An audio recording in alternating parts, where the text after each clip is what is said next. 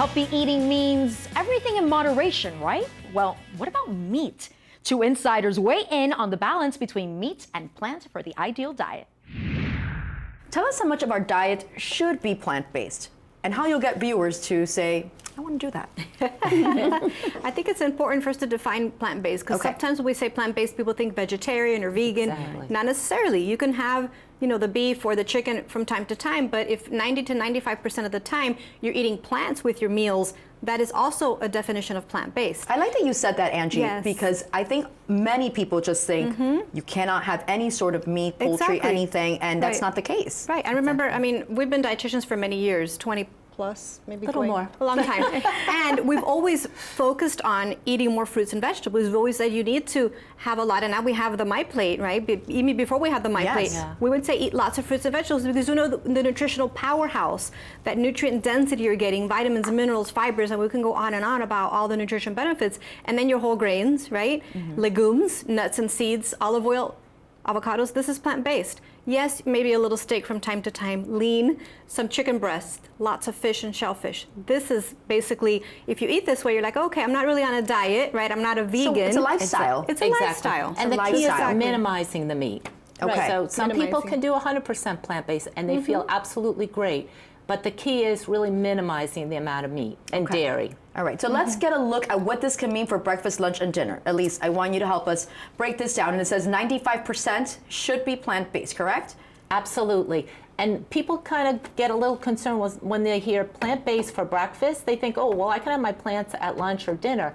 But you want to think outside the box. You want to think, you don't have to have that traditional breakfast, the milk and the fruit, the sugar cereal.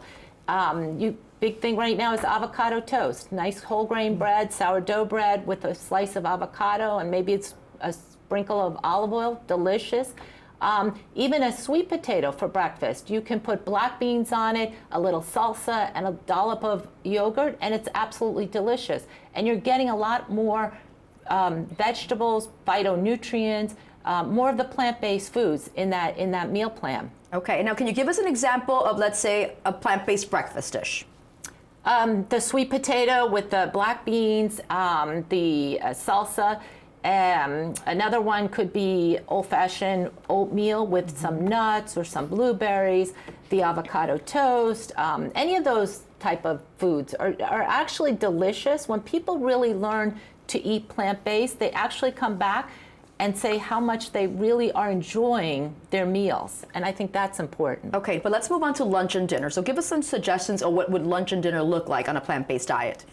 So some examples could be any kind of whole grain. And we have here, like your legumes, your beans. In Miami, we eat all different types of beans, right? And it could be the lentil one day, it could be the chickpeas another day. So many varieties. Hummus, right? Okay, That's part of yes. yes, we love that stuff. love that. So we can eat that as part of a healthy lunch. Okay. Any kind of grain. We don't usually think of oatmeal for lunch, but why not? Put oatmeal, a big salad. You can put some nuts and other seeds in there and fruit. You have a balanced meal. And we always think of brown rice. Yes, brown rice is a good whole grain, but there's many others. There's rye, we were saying the sourdough, as long as it's whole grain. Also looking at quinoa and some of those other millet, barley. We don't eat them that much, but they're available, very Right. readily available. And now, as I've picked Yes. up at the grocery store, they come in the steam fresh bags. Yes. You can get quinoa, you can get the barley, and it's a Exactly. nice little Mediterranean mix in there. Yes, and I like to mix them up. So sometimes I'll get some brown rice, maybe with some quinoa or some barley, because maybe by itself, especially at the beginning when you're first trying out, you may not like it by itself. Mix it with other grains that you do like.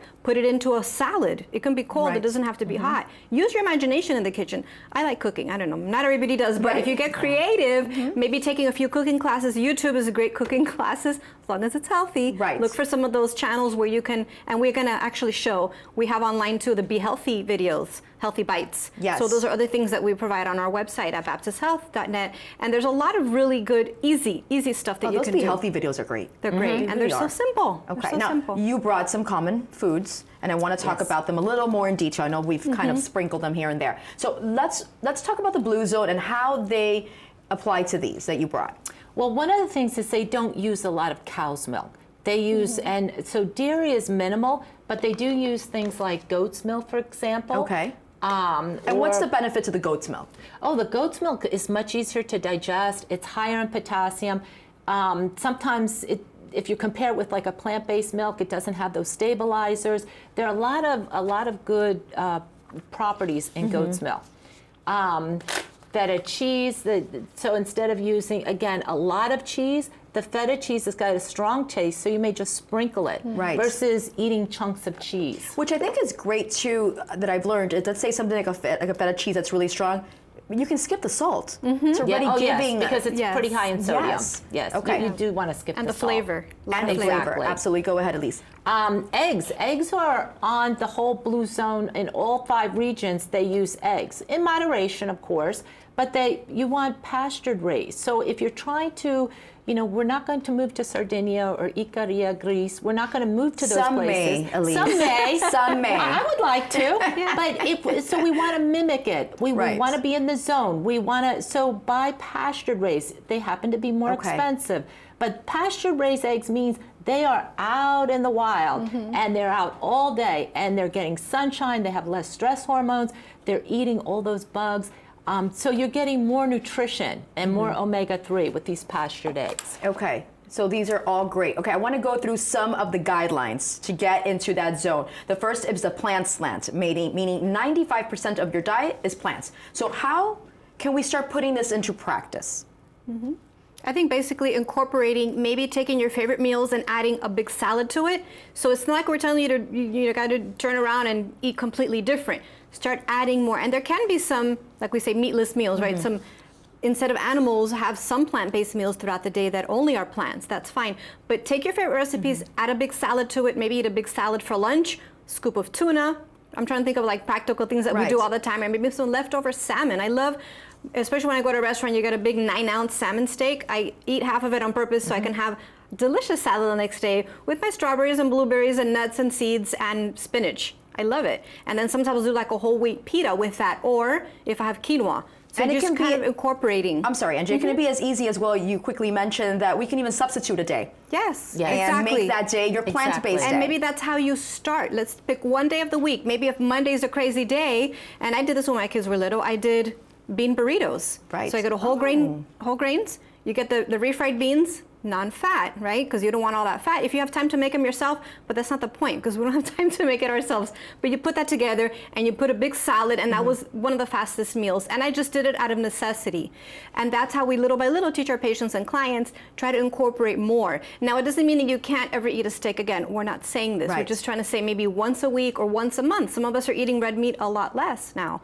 Make sure it's a lean red meat as well. Incorporating more beans into your foods, and we're going to have a couple of recipes coming up that you can see, but you can substitute beans for any kind of meat anytime, and they're delicious. For tasty recipes, you can visit us online. Remember, if you have a question, reach out. We love hearing from you. You can send us an email by visiting our website, allhealthtv.com, or give us a call at 855-796-4475.